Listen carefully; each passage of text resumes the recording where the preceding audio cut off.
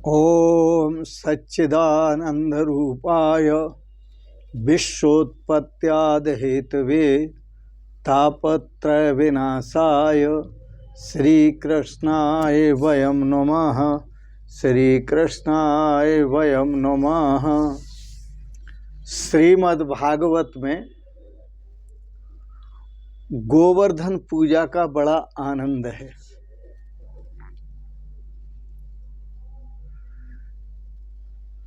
गोवर्धन पूजा से ब्रह्मानंद की अनुभूति होती है, अद्वैत की अनुभूति होती है, परमात्मा के साथ एक होने का स्व अवसर प्राप्त होता है। गोवर्धन पूजा का अर्थ है, गौ का अर्थ है इंद्रिय। गौ का अर्थ गायों से भी है और गौ का अर्थ इंद्रियों से भी है। तो गौ का अर्थ इंद्रिय भी है। इंद्रियों का संवर्धन करना, गोवर्धन पूजा करना, इंद्रियों का संवर्धन करना।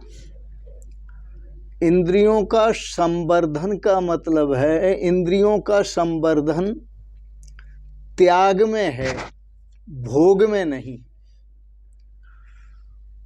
क्योंकि भोग के द्वारा तो इंद्रिय मुरझाती हैं, इंद्रियों का तेज खत्म होता है, इंद्रियों का ओज खत्म होता है भोग के द्वारा। इसलिए इंद्रियों का संवर्धन भोगों का त्याग में है, भोगों के त्याग में है। इंद्रियों का जो देव है वो राजा इंद्र है, और इंद्र राजा होने से वह भगवान के भजन में भंग डालता है, विघ्न डालता है, जीव को सताता है।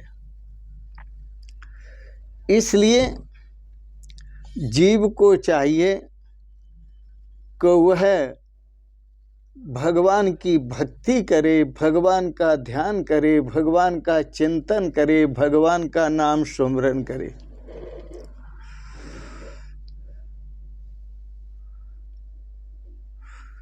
संसार के जीव इतने बाधक नहीं हैं, देव अधिक बाधक हैं। तो इंद्रियों के जो देव हैं वो बाधक हैं। गोवर्धन लीला का बड़ा आनंद है। जब तक इंद्रियों का संवर्धन नहीं होता, गौ संवर्धन गौ वंश की वृद्धि से भी अर्थ है, गौ सेवा से भी अर्थ है। गोवर्धन पूजा, गोवर, गौ से श्रेष्ठ कोई देवता नहीं, क्योंकि गौ के अंदर 33 करोड़ देवता वास करते हैं। एक गौ की पूजा में ही सभी देवों की पूजा हो जाती है। जब तक इंद्रियों का संवर्धन नहीं होता, मैंने कहा त्याग में है, तब तक रास लीला का प्रारंभ नहीं होता।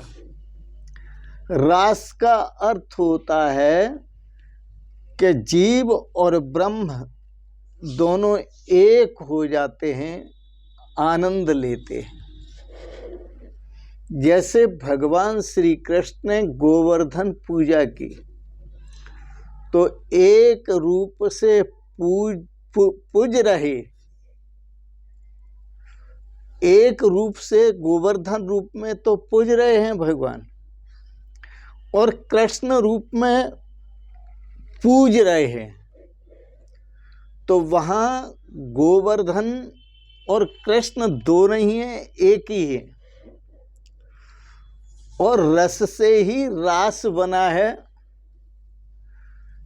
जब तक दो रहते हैं तब तक रास नहीं हो सकता, तब तक आनंद नहीं आ सकता, तब तक वो खुशी, दिव्य खुशी प्राप्त नहीं हो सकती, दिव्य प्रसन्नता प्राप्त नहीं हो सकती। जब दोनों मिलकर एक होते हैं, जीव ब्रह्म अद्वैत, उस अद्वैत में आनंद बरसता है, अद्वैत में प्रेम बरसता है, अद्वैत में एक अनूठी आभा होती है, अनूठी खुशी होती है, प्रसन्नता होती है और उसमें अनंत आनंद की अनुभूति होती है।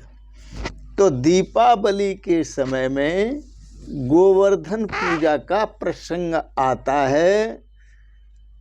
जब गोवर्धन पूजा तभी होती है जब दीपावली होती है। पहले दीपावली, फिर गोवर्धन पूजा।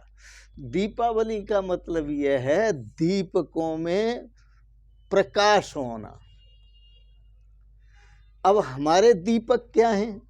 हमारे दीपक जो इंद्रियां हैं, एकादश इंद्रियां, यही हमारे दीपक हैं। इनमें प्रकाश होने का मतलब नाम का प्रकाश होना, इसमें प्रकाश होने का मतलब प्रभु का प्रकाश होना, इसमें प्रकाश का मतलब हर इंद्रिय में प्रभु का सुमिरन, हर इंद्रिय के द्वारा, इंद्रिय के भीतर प्रभु का सुमिरन, प्रभु का स्मरण, प्रभु का नाम जप, प्रभु का चिंतन और परमात्मा के साथ ब्रह्म भाव, एकता, ब्रह्मैक्य, जीव ब्रह्मैक्य भाव प्राप्त करना।